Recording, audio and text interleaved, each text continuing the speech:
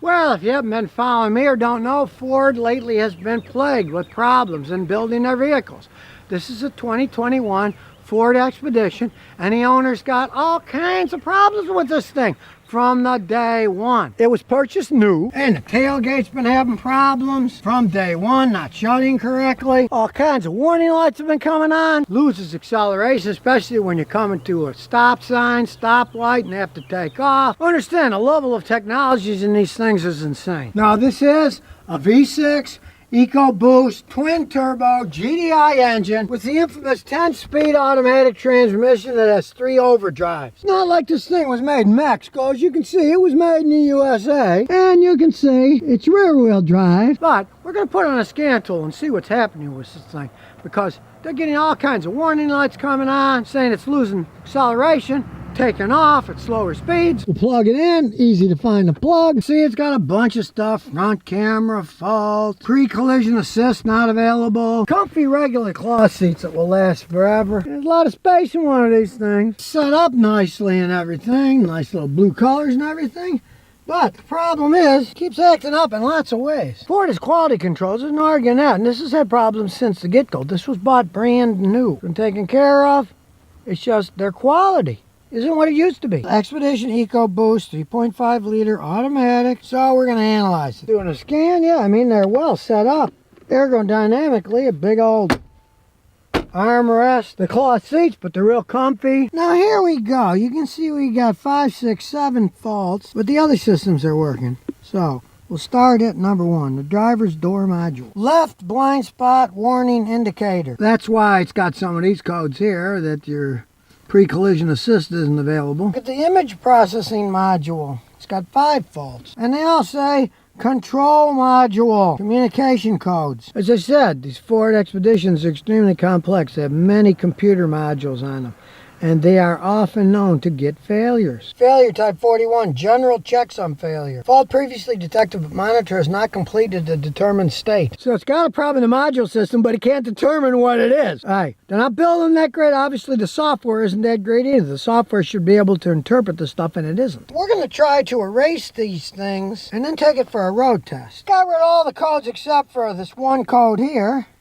So we'll check it out again. It's that control module code we had before. Internal electrical failure. If you can't erase the code to do a road test, that means that's a problem that exists somewhere in the circuitry. The ignition's on now. It knows there's a problem there, even without the car running. So the control module could be bad. The circuitry could be bad. Or you could have a short in any of the sensors that feed this thing. So let's start it up.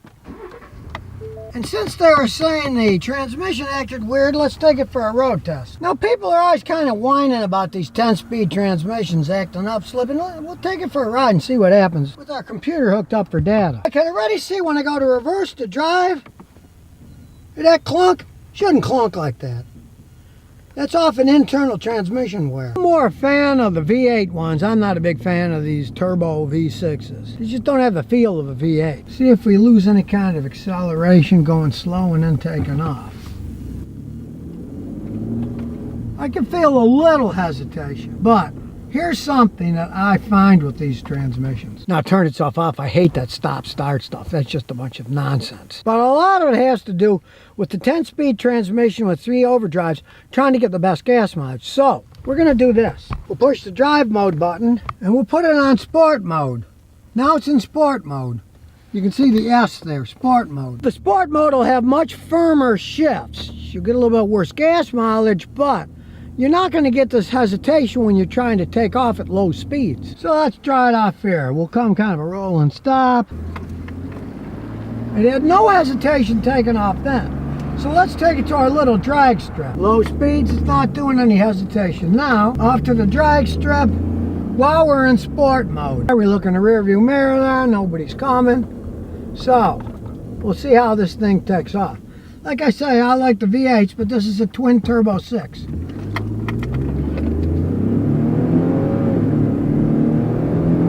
It shifts good in the sports mode, but they can talk all they want. This does not have the pickup of a V8 engine whatsoever. In the sport mode, when you want to accelerate, you can see it's not lagging at all. And since there's no one behind us, we'll slow down.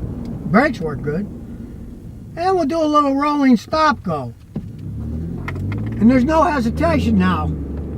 Just a tiny little bit shift in there. Realize these 10-speed transmissions, they're a little on the squirrely side when it comes to lower end shifts, even in the sport mode, but the sport mode is much better. It doesn't have any transmission codes, it doesn't have any problem with the data. It's just when you have 10 speeds, even when you're in sport mode, they're a little squirrely between gears. But that's just how these things are. The vehicle itself is pretty quiet. Took turn signal off and even quieter. But I don't like that automatic start-stop, so I turned it off. So it's sitting nice and smooth, and I'm not messing around with the start-stop. Because watch, we'll turn the start-stop back on. It's going to stop itself. And we'll see what happens when the light turns green. It didn't have that much hesitation going from start to stop. This is a 2021, so it's not that lurchy like the earlier ones were. I just don't like it. I find it annoying, so I'm turning it back off again. Now if we switched it to eco mode, you can see the green down there. We switched it to eco mode. Now let's see what happens in eco mode. It had more of a hesitation starting up. You could hear it. So if you really want the best performance one of these, you really want to put it in sports mode and turn the automatic start-stop off. If you do want to get better gas mileage, go ahead, put it on eco. Have the start-stop engaged so it'll turn itself on and off. But me, I just don't go for that driving experience myself. It's much more drivable in the sport mode. Doesn't have the hesitation. So I took it for a road test, and the only code left is that one for the processing module. Probably why the pre-collision assist isn't working anymore. As we'll check it as it cycles through itself. Pre-collision assist not available. No, this is an XLT, which of course begs the question, would I pay $55,000 for this car? No, I wouldn't. I don't think it's got the quality. That kind of money, I wouldn't expect or ready to have problems with a car that hasn't been wrecked or flooded or stolen or anything. But in terms of how the transmission works, it's pretty typical for these. It's not particularly shot, it's not particularly worn out. They just have a tendency of hunting for gears, which you can bypass using the sports mode instead of the economy or the normal mode. Now this thing gets around 17 miles a gallon in city, about 23 miles a gallon on a highway. Not phenomenal gas mileage, but it's a pretty big SUV. That's what you're going to expect. Which to me begs the question, why does it have a V6 then? It's not such great gas mileage. You put a V8 and a 10-speed on this, there's going to be all that much difference. Because this is a twin turbo V6. So it's a V6 engine that of course naturally has less power than a V8, but it's got two turbos, which have a little turbo leg, as all turbos do. So you combine that with a 10-speed transmission that hunts for gear, the driving experience really leaves quite a bit to be desired. Even when you have it in sports mode, it's a little bit wonky, but in normal driving mode, yeah, it's just kind of funky. Acceleration's kind of bizarre. I frankly would expect a better driving experience for $50-something thousand. That kind of money, I'd expect more than what this is putting out. And realize this thing is only 2 years old now. It's having electronic problems in modules already. Imagine what's going to happen when the dozens of modules get to be 8, 10, 12 years old and start to go squirrely electronically. On top of the twin turbo V6 gasoline direct injection EcoBoost system that this has. Very complex. When they break, they're very expensive and very hard to diagnose to find out what the problem is in the first place. But of course, ultimately, it's your car, your money, your choice. I'm just giving you my opinion of it after working on it for 54 years and seeing that Ford quality has been slipping quite a bit lately. I wouldn't have bought in this car. Not at that price. Not even half that price I wouldn't have bought it. Doesn't have what I would want for any kind of money, really. Not great gas mileage, but not great power, kind of wonky electronics. It's not for me. All right, here we have a 2016 Ford Focus. This particular one being a 2016, it's covered under their warranty that they either have to fix the transmission correctly or they have to buy back the car. And Ford's claim they bought back thousands of the cars at an average of $17,000 a car, which I find to be total nonsense because every customer I had that got offered a buyback, they'd offer them $2 grand, $2,500. So I wouldn't believe Ford's figures. But here's the history of the car, and it might surprise you. They're not as bad as some people think. Now, the Focus was designed as a world car. They actually build it all over the world. Germany, United States, Taiwan, you name it, all kinds of places. It was designed by basically the Germans and the British were behind the design. It's a rather European design. Everybody that knows anything about cars knows that Ford had to recall them and either fix the automatic transmissions or buy the car back. One of the reasons this occurred isn't really that they were built wrong. It's that they were fixed wrong. This does have the dual automatic transmission that has 2 clutches inside it, but you don't have a clutch pedal. The computer shifts it. Now, he had problems with this. He bought it used, and the transmission acted up. So he took it to the dealer. Then they reprogrammed it. But, of course, that didn't fix the problem. So he took it back and they reprogrammed it again. But then he did research and found out they either got to fix the tranny or they got to buy the car back. It is a dual clutch system. They put actual new clutches in the transmission and they reprogrammed the car. And since then, it's run perfectly fine. Here is the rub of these dual clutch transmissions in this Ford. It's an automatic transmission, but it has 2 clutches and no clutch pedal. The computer operates the clutches electrically and hydraulically. So instead of you stopping on a clutch with your foot, the computer's doing that so you can engage it from gear to gear. The automatic transmission does it by itself. Anybody who's mechanical can pull the tranny off, put in new clutches and put it back in. But it won't work right because it has to be reprogrammed by various states with a fancy Ford computer to reset it so it shifts correctly. If you just took it apart, put in new clutches and put it together, it would shift like crap because it's got to be reset. The computer system has to be reset. If it isn't reset and reprogrammed, it won't shift right. That's why originally, of course, the dealers want to save money. 2 times they said, oh, we just need to reprogram it. Well, reprogramming is perfectly fine when you put new clutches in and then reprogram it. You have to do that. But if the clutches themselves are physically worn, you can reprogram until the cows come home and it's not going to work right because the clutch is physically worn out and there's 2 of them. And that, as far as I'm concerned, was the main problem with these cars, was that idiots were working on the car, and even at the dealerships, they try to tell people, oh, well, we'll just reprogram it, that'll fix it, because they just want to push buttons. They don't have to pull the tranny off, big job, costs a lot of money, right? They kind of added to the problems by not saying, okay, yeah, the clutch is worn out.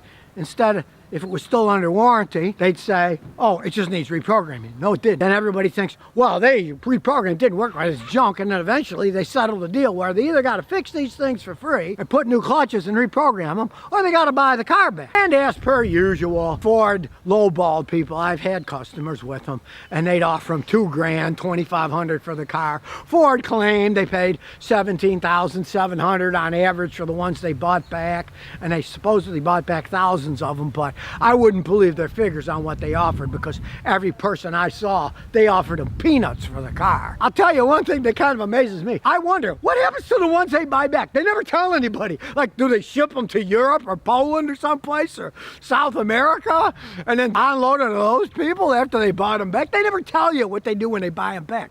But regardless, this one now runs like a charm, because they did replace it. They did reprogram it right, and you get over 35 miles a gallon on this thing driving around. The dual clutch transmissions can get phenomenal gas mileage because the computers can shift it for economy, for power, whatever you want to set it up for, and get really good gas mileage because of their design. They have many speeds, and they can shift for gas mileage if you have it on economy, or if you have it for speed, they'll shift a little bit later and have more pickup. Now, as we look under the hood, 93,000 miles on it. Does it burn oil? No. One of the reasons that it also gets good gas mileage, it isn't just the transmission.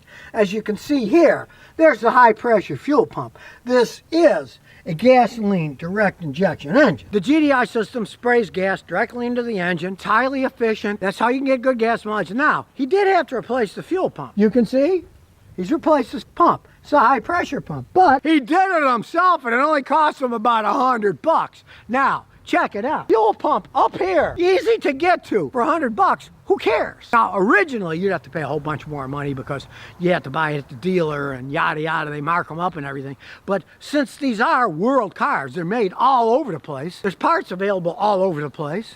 And there's a lot of aftermarket parts that work fine. Now, of course, lots of places, especially Europe, they drive standard transmission cars, so they don't even care about a dual clutch. They got a regular one they drive themselves. But here in the United States, everybody drives automatic. So it had to make one that have an automatic.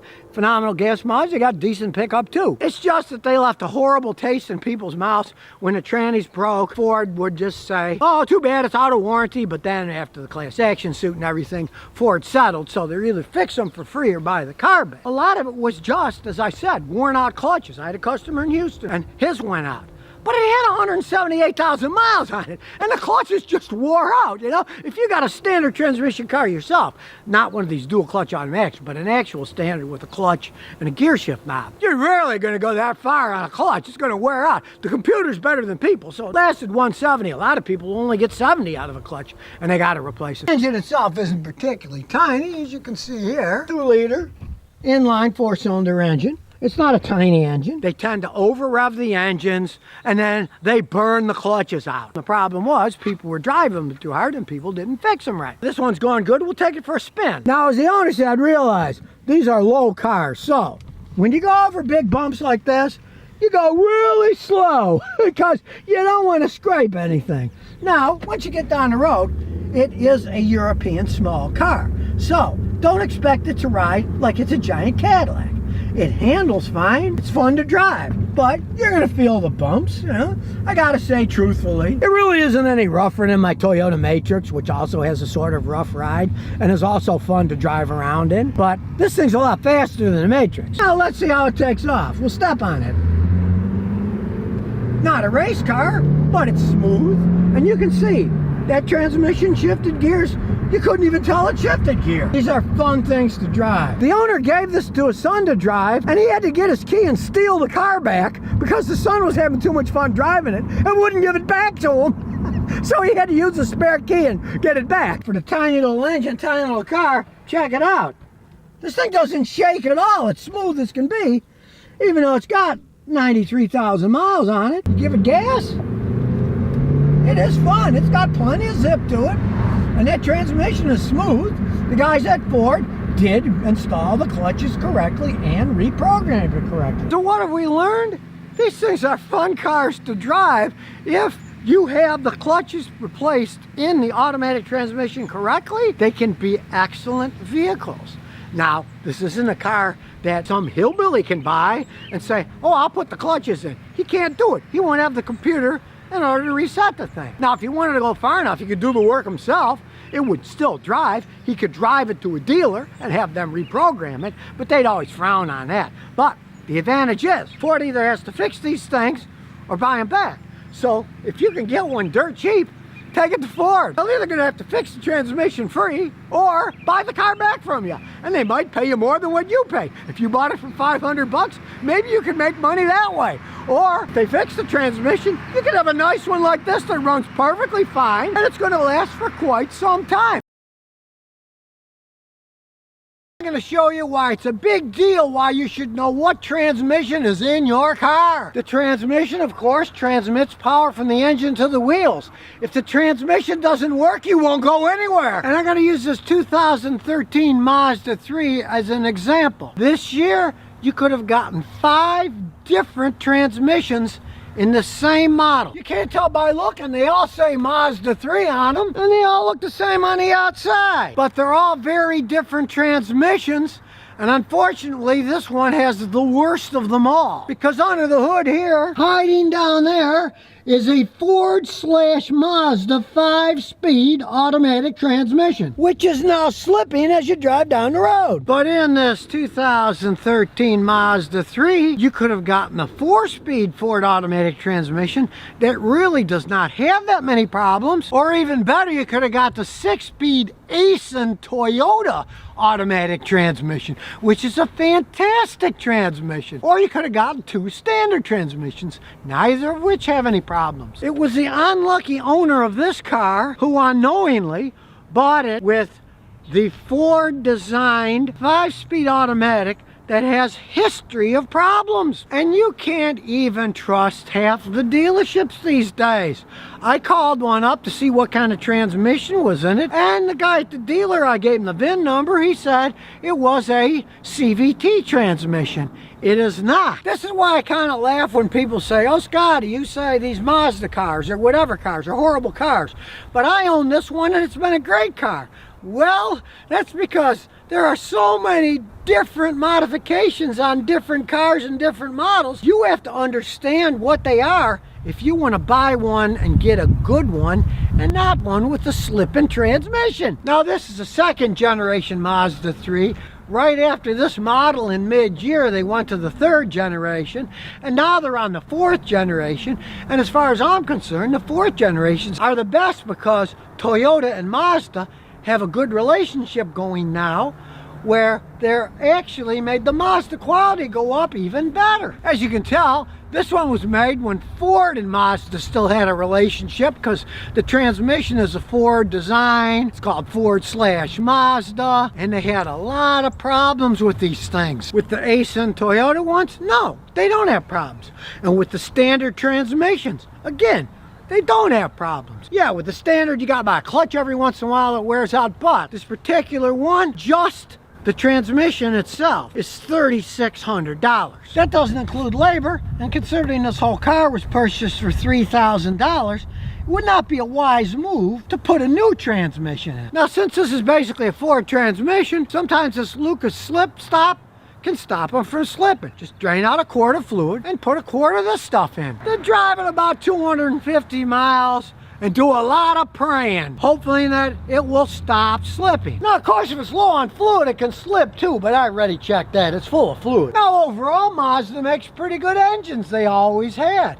It's been their transmissions that they had problems in, and if you would have known that you could get a Toyota transmission in one of these, it would have been a wise move. But if you're like most Americans who have no idea what kind of transmission is in their car, maybe it's time to get a little bit educated and learn before you buy, so you don't get stuck with one that's got a slipping transmission. Because things like bumpers that aren't on right, this one's got a screw holding it in here, that's got a big gap, those things can be easily fixed.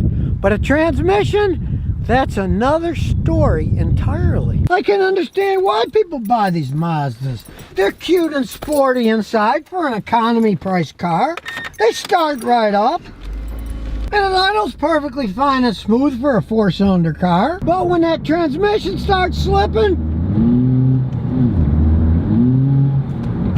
it kind of sours the whole deal. You can have a great engine, but if the transmission can't take that power, your car's basically not something you're going to be driving all that much longer. And that's pretty much a shame on a car that for $3,000 otherwise goes pretty good and is fun to drive. But in this particular one, I found something out. When I put it in the manual and I'm manually shifting the gears, watch this. Here we go.